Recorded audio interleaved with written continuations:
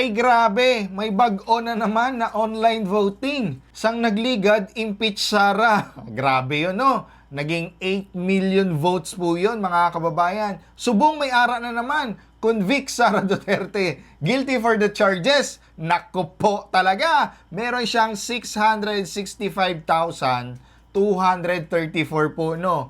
Ang nag-online voting ngayon. Daw ginahindian naging siya sang tao yan, no? May pinag-utos dire ang impeachment court na ginapatawag si Inday Sara. May ara siya, no? 10 calendar days para tubagon or depensahan niya ang iyang sarili, sabton niya ang mga paratang sa iya na 4 articles of impeachment. Sa Congress, hindi man siya nagkagto para depensahan iyang kagalingon. Subong ginapatawag na siya dira sa Senado sa impeachment court, no? Para iklaro ang iyang pangalan. Ano na lang gid niya, na-impeach siya sa Congress. Diri ma-impeach na naman ni.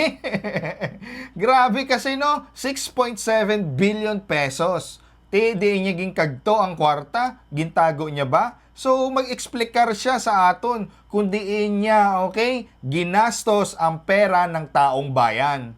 Ang pinakamabugat pa no na ebidensya kundiin nagbanta siya, okay, sa aton nga Pangulo, kay First Lady, kay Martin Romualdez, na patyon niya. Tapos ang iyang asalin, yung confidential funds niya, ginapasauli na sa kanya, pero hindi niya Japon ginghatag sa COA.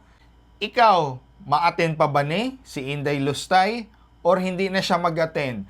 May ara siya 16 ka abogado, amo na lang ginaya, no show.